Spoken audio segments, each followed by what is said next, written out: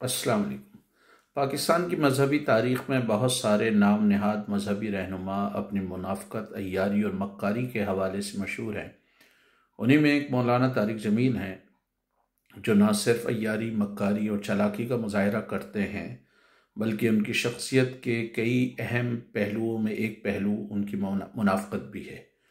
और वो दरोगोई से भी काम नहीं लेते। बात बात पे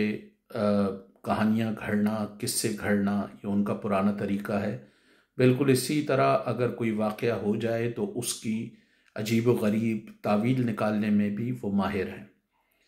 कुछ दिनों पहले जब बुनेर में सैलाब आया और वहाँ पर मासूम बच्चों समेत कई लोग जो है वो जा बहक हुए, तो तारिक जमील उसमें अपनी एक छोटी कहानी घड़ के लेकर आए कि क्योंकि वहाँ जिना के अड्डे खुल गए थे, शराब नोशी आम हो गई थी, इसलिए पहाड़ों को गुस्सा आया और जो है ये अल्लाह का अज़ाब उन पर आ गया। उसमें मासूम बच्चे भी यकीनन बहुत सारे होंगे, 6 महीने के भी होंगे, 3 साल के भी होंगे, 4 साल के भी होंगे। ये बात समझ से बालातर है कि 3 साल का बच्चा या 6 महीने का कोई मासूम बच्चा किस तरह कोई शराब नोशी कर सकता है या किसी तरह की ज़िनाकारी कर सकता है। ये खाली तारिक जमील का मसला नहीं है, दुनिया में जितने भी घटिया मजहबी रहनुमा हैं उनका यही वतीरा होता है। अगर हिंदुस्तान में भी कोई भूकंप आए, कोई जलजला आए, कोई सैलाब आए, तो वहाँ पंडित इसी तरह की कहानियाँ घड़ते हैं और उसको जो है वो लोगों को गुनाहों का सबब करार देते हैं कि उनकी वजह से आया। कुरून वस्ता में यहूदी जो रहनुमा थे, मजहबी रहनुमा, वो भी इसी तरह की मनगढ़ंत कहानियाँ घड़ते थे। और कुरून वस्ता में ही जब ईसाई या मसीही रहनुमा भी यही करते थे, किसी को मिर्गी का दौरा पड़ गया तो कहते थे कि शैतान दाखिल हो गया है, या लेप्रोसी के जो पेशेंट्स होते थे, जज़ाम के पेशेंट्स होते थे, या कोई और दूसरी बीमारी होती थी, उसको वो अल्लाह का अजाब कहते थे। लिस्बन में जब मशहूर ज़लज़ला आया तो इसी तरह पादरियों ने कहा कि यह अल्लाह का अजाब है, और उसमें कुछ जो है वो चर्चेस भी टूटे और मस्मार हुए। तो ये हमेशा वहाँ वहाँ भी मजहबी रहनुमाओं का यही रवैया था, और तारिक जमील भी यही, हर चीज़ को वो उससे जोड़ देते हैं। मारूफ कॉलमनिस्ट और सहाफ़ी फ़ारूक सलेरिया ने फेसबुक पर एक बहुत अच्छा इस पे लेटर शेयर किया। उन्होंने बुनेर की आवाम की तरफ से एक फ़र्ज़ी ख़त तारिक जमील साहब को लिखा, जिसमें बताया कि बुनेर में तो ये 12 से ज़्यादा फैक्ट्रियाँ हैं मार्बल की जो पहाड़ों को काट रही हैं, और फैक्ट्रियों के मालकान में एक बड़ी तादाद ऐसी है जो ख़ुद तबलीगी जमात को सपोर्ट करती है। इसी तरह तबलीगी जमात के वहाँ जुए और शराब के अड्डे तो नहीं हैं, ज़िनाकारी के अड्डे तो नहीं है, लेकिन वहाँ तबलीगी जमात के बड़े पैमाने पर वहाँ पे मराकिज़ भी हैं और उनसे मुंसलिक मस्जिदें भी हैं, और मस्जिदों के साथ मदरसे भी हैं, जिसमें यकीनन जिनसी ज़्यादतियाँ भी बच्चों के साथ हुई हैं। और वो जो मार्बल के मालकान हैं, क्योंकि उन्होंने पहाड़ काटे हैं, जिससे ऑफ कोर्स इकोलॉजिकल जो सिस्टम है उसको नुकसान पहुंचा होगा ओवर द डेकेड्स, और इसी तरह वहाँ पे बड़े पैमाने पे दरख्त भी काटे गए हैं। जो साइंटिफिक इसकी रीज़न हो सकती है, वो अगर आप कहीं भी देख लें कि बड़े पैमाने पे डिफॉरेस्टेशन, या अगर आप शजरकारी, अगर आप शजर को काटते हैं, बड़े पैमाने पे दरख्तों को काटते हैं, तो लाजमी बात से उससे उससे इकोलॉजिकल ऑर्डर डिस्टर्ब होता है। एक और जो साइंटिफिक रीज़न दी जा सकती है वो ये कि 1947 से पहले 1 मिलियन क्यूसिक पानी जो है वो दरियाओं के जो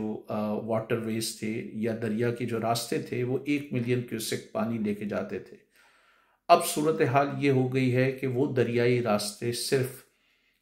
1 लाख क्यूसिक पानी लेके जाते हैं। मसलन 9 लाख क्यूसिक पानी जो दरियाई रास्ते लेके जाते थे, उन पर अब कब्जा कर लिया है वडेरों ने, जागीरदारों ने, सरमायादारों ने, बड़े बड़े अमीर लोगों ने।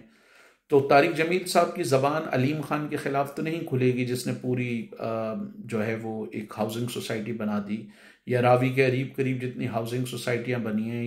या दरियाई रास्तों पर जिन ताकतवर लोगों ने जो है वो कब्ज़ा किया, तारिक जमील की कभी ज़बान उनके ख़िलाफ़ नहीं खुलेगी।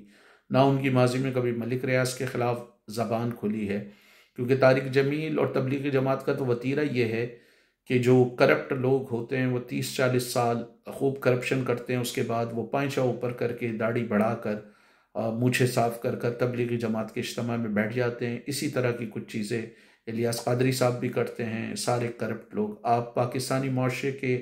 लोग उठा के देख लें, चाहे कराची में जूड़िया बाज़ार हो या लाहौर की या पिंडी की और इस्लामाबाद की कोई बड़ी मार्केट हो, सारी 2 नंबर दवाइयाँ बेचने वाले, चीज़ों में मिलावट करने वाले,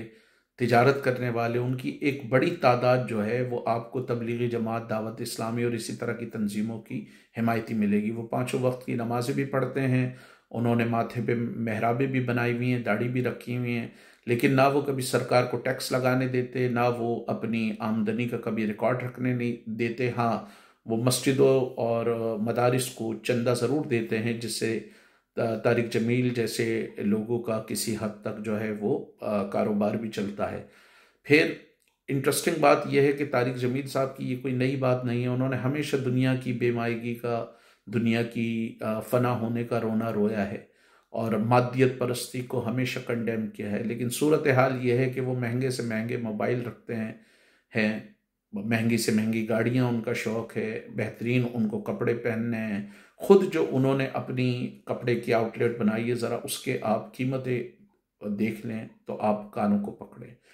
तो कुदरती आफात पर तारिक जमील कोई नए नहीं हैं। इन जैसे जितनी दकियानूसी सोच रखने वाले और जितनी घटिया सोच रखने वाले मजहबी रहनुमाओं की आप पूरी तारीख देख लें, उन्होंने जलजला हो, सैलाब हो, आसमानी बिजली हो या किसी भी तरह की कुदरती आफत हो, उसको हमेशा